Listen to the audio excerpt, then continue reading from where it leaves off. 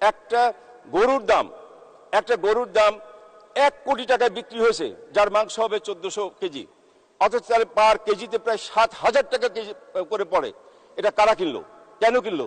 এটা বৈধ উপায় যাদের, তারা এইভাবে টাকা খরচ করে কিনতে পারে না।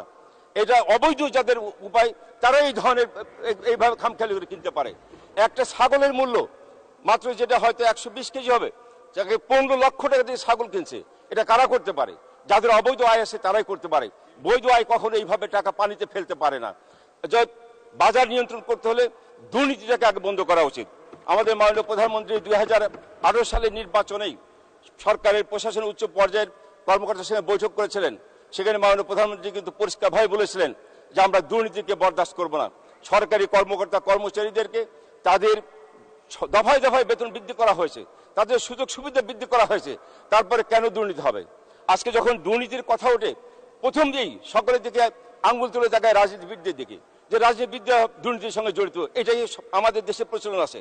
অথচ রাজনীতিবিদ যারা এখানে সংসদ সদস্য আছেন, মানে স্পিকার, একমাত্র মন্ত্রী ছাড়া আর কোনো সংসদ সদস্যদের কোনো এক্সিকিউটিভ পাওয়ারই নাই, তাদের সিক্রেটারি অথরিটি নাই, তারা কিভাবে দুর্নীতি করবে? দুর্নীতি হয়তো সরকারের ডেভেলপমেন্ট এবং প্রকিউরমেন্ট ওয়ার্কে, তো সেখানে একজন রাজনীতিবিদের সুযোগ কোথায় দুর্নীতি করার, যদি সরকারি কর্মকর্তারা তার সঙ্গে জড়িত না থাকে? আমরা সেই কারণে আমরা বলতে চাই যে আপনি দেখুন 2018 সালে আমাদের জনপ্রশাসন মন্ত্রণালয়ের এক তথ্য এসেছে, ওখানে প্রায় 1000 কর্মকর্তা কর্মচারীর বিরুদ্ধে দুর্নীতি এবং অনিয়মের অভিযোগ তাদের জমা হয়েছে।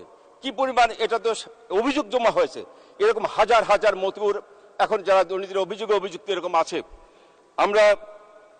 আমাদের ধারণা ছিল মাননীয় প্রধানমন্ত্রী স্বাধীনতার পর থেকে এই যাবৎকালের মধ্যে সবচেয়ে বেশি আমাদের সরকারি কর্মকর্তাদের মধ্যে সুযোগ সুবিধা দিয়েছেন, দফায় দফায় বেতন বৃদ্ধি ভাতা বৃদ্ধি করা হয়েছে, কিন্তু তারপরে দুর্নীতি আমাদের কমানো সম্ভব হয় নাই।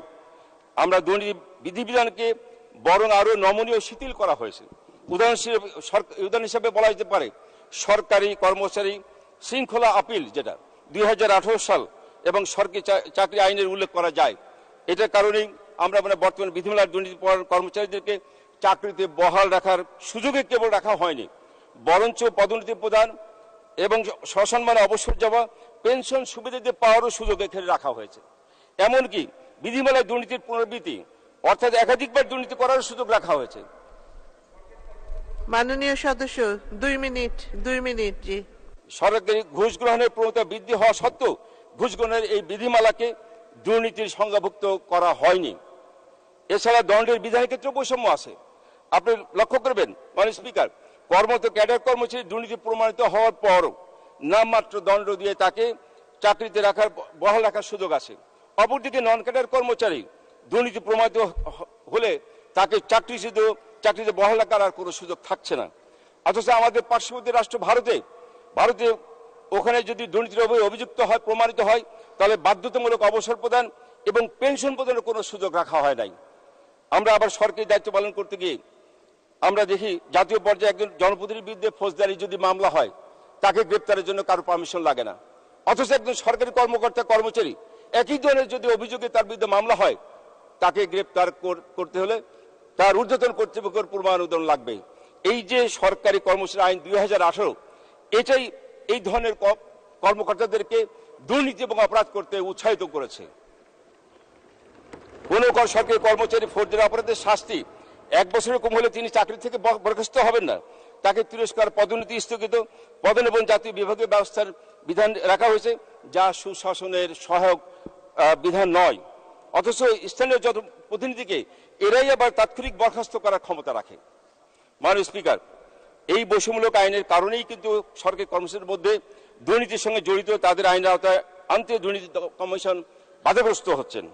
এটা কার্যত অপরাধী সুরক্ষার আইন হিসেবে বিবেচিত। আমার প্রশ্ন থাকবে, এই সুরক্ষা আইনটি আবার পুনর্বিবেচনার জন্য।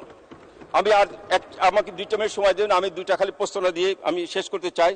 এই দুর্নীতি দমন করতে হলে আমাকে প্রথমে ভোগের রাস্তা বন্ধ করতে হবে।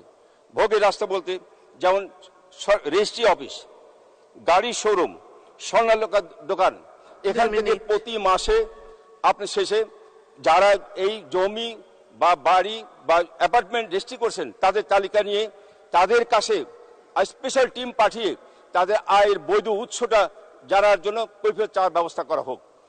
দ্বিতীয়ত, গাড়ির শোরুম এবং স্বর্ণালঙ্কারে একইভাবে প্রতি মাস শেষে ওখান থেকে তালিকা নিয়ে যারা ক্রয় করেছেন তাদের কাছ থেকে আয়ের বৈধ উৎস নেওয়া হোক।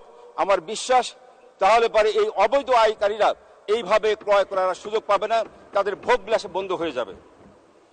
দ্বিতীয় আর প্রস্তাব হচ্ছে চাকরিতে নিয়োগের সময় হলফনামা দিতে হবে। এটা আমাদের এই সরকার আইন ছিল, কিন্তু সরকারি কর্মকর্তা কর্মচারীকে হলফনামা দেন নাই। একজন রাজনীতিবিদ নির্বাচনের সময় তাকে হলফনামা দিতে হয়, তার সমস্ত সম্পত্তির বিবরণ দিতে হয়, কিন্তু সরকারি কর্মকর্তাকে হলফনামা দিতে হয় না। আমার প্রশ্ন থাকবে চাকরি নিয়োগের সময় তার হলফনামা বাধ্যতামূলক এবং প্রতি 5 বছর পর অথবা প্রতি পদোন্নতির সময় তাকে হলফনামা দিতে হবে, যাতে সে 5 বছরে তার কি পরিমাণ অবৈধ আয় হয়েছে বা বৈধ আয়ের কি সম্পদ হয়েছে সেটা যাতে পরিষ্কারভাবে জাতি জানতে পায়। তৃতীয়ত, আমি আরেকটা প্রস্তাব রাখতে চাই, সেটা হলো যে স্কুল শিক্ষা কারিকুলামে এই সরকারি চাকরিজীবীদের বেতনের স্কেলটা পাঠ্যক্রমে অন্তর্ভুক্ত করা হোক, যাতে আমাদের প্রজন্মরা জানতে পারে তার বাবা, তার ভাই বা তার আত্মীয় সরকারি চাকরি করে কত টাকা বেতন পান এবং সে কি খরচ করছে। এইটা কারিকুলামে অন্তর্ভুক্ত করলে তাদের মধ্যে লজ্জা হবে, পরিবারের কাছেই তারা হেয় প্রতিপন্ন হবে। আমার বিশ্বাস যদি এই প্রশ্নগুলো যদি অন্তর্ভুক্ত করা যায়, কার্যকরী করা যায়, তাহলে বাংলাদেশের দুর্নীতি রোধ করা সম্ভব।